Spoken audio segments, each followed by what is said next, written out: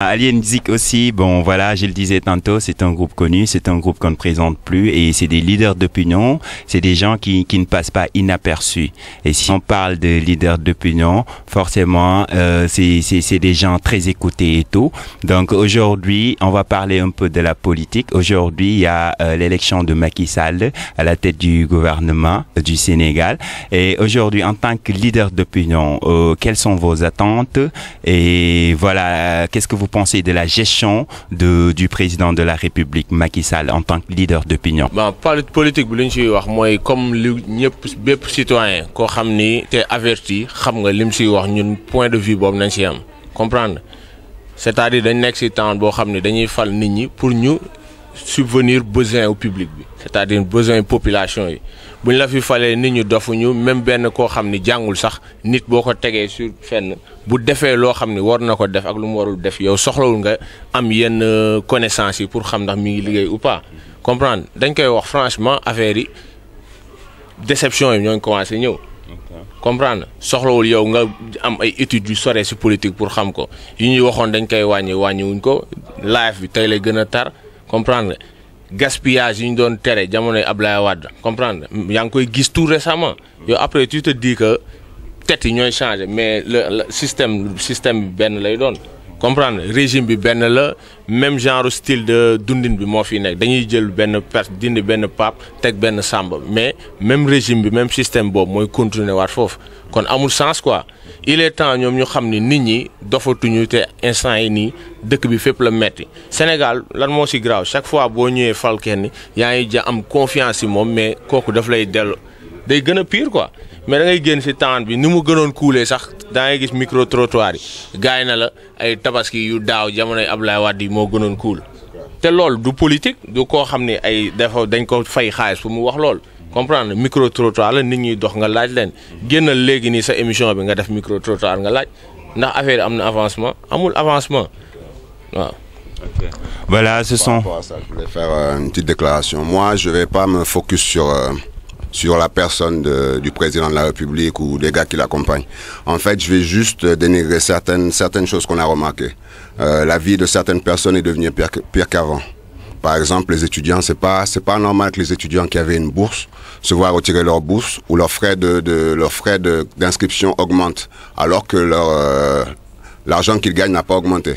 C'est un peu difficile. L'université de Dakar, c'est pratiquement que des fils de paysans ou des gens qui sont dans la nécessité. Parce que ceux qui ont de l'argent, ils vont, voilà, en plus. Ceux qui ont de l'argent, ils vont payer des formations. Voilà, c'est pas le système comme le système européen. Quand tu as l'université en Europe, généralement, tu as l'argent pour. Mais ici, ici, quand tu as l'argent pour, tu vas faire une formation. Et ici, les gens qui sont à l'université n'ont pas d'argent. Donc, j'aimerais bien qu'il y ait une petite réduction par rapport à ça et qu'il faut qu'on pense qu'il y a des gens qui sont en train de souffrir. Un autre point aussi, je pense que tous les citoyens devraient être égaux devant la loi. Mais j'ai entendu la dernière fois qu'il y a une loi qui te permet de, quand tu as volé 3 milliards, de restituer 1 milliard ou 500 millions. Il y a un petit problème. Donc quand tu es riche, tu peux te permettre de voler, tu vas pas en prison. Tu n'es pas riche, tu voles, tu vas en prison. Il y a des gens qui sont en prison pour 10 ans, pour moins que ça. Ils ont volé un truc, ils ont tué une personne ou autre chose. Mais je pense que voler les biens de la population, c'est aussi un crime. Donc, il faut qu'il y ait des choses à voir. Mais je pense que, de toute façon, les présidents, ils seront toujours comme ça. Parce qu'un homme à la tête, avec tant de pouvoir, il y aura toujours un problème quelque part parce qu'il n'y aura pas le pouvoir de le surveiller. Et c'est pareil pour tous les autres pays. On n'est pas plus corrompu que les présidents français ou trucs. C'est que juste autour des présidents français ou européens, il y a des institutions qui les contrôlent, qui les surveillent eux-mêmes. Voilà. Et un autre point que je veux dire aussi, nos présidents aussi, ils sont liés internationalement. Parce que quand tu es élu et que la première semaine, tu reçois le gars de la Banque mondiale, c'est qu'il y a un problème quelque part. Voilà. C'est ce que je veux souligner. Voilà. C'est un système, en fait, on est dedans, mais je pense que nos dirigeants, il faudrait qu'on ait des dirigeants qui aiment leur pays. Parce qu'un dirigeant qui aime son pays, il travaille pour lui. Il n'exploite pas son pays. Okay. Voilà, ça me rappelle un track du groupe Zik Alien qui s'appelle Yéné. L'introduction, c'est quoi? Les peuples ne devraient pas craindre leur gouvernement. Ce sont les gouvernements qui devraient craindre leur peuple parce que le vrai pouvoir, c'est le peuple. Maintenant, qu'est-ce qu'on peut faire pour changer tout cela, pour changer ce système-là? Sérieusement, ce qu'on peut faire, changer le système? Je pense que c'est aux élections en fait. Mais il faudrait qu'on ait un candidat des candidats qui aiment leur pays, c'est ce que je dis.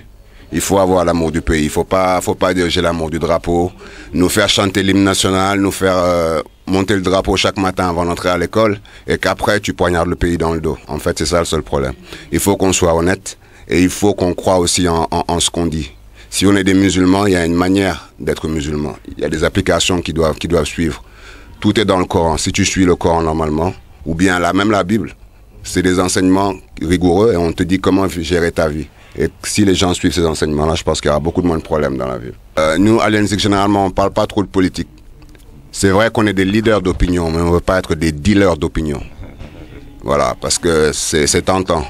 Dès que tu commences à prendre la parole et qu'il y a une masse que tu commences à influencer, les deals s'annoncent et puis derrière, il y a plein. C'est plein de problèmes. En fait, moi, je veux forcer personne à faire ce qu'il ne doit pas faire. Mais je pense que tout le monde est conscient. Chacun sait ce qu'il a à faire et des fois, si les gars ne voient pas, nous, on veut bien leur ouvrir les yeux sur certains détails. Voilà, c'est ce qu'on voulait dire. Voilà. On a remarqué, j'ai pas fini.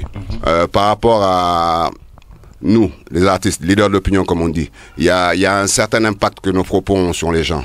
La dernière fois, j'ai entendu dans la ville qu'il y a un certain rappeur qui s'est fait agresser par des fans d'un autre rappeur.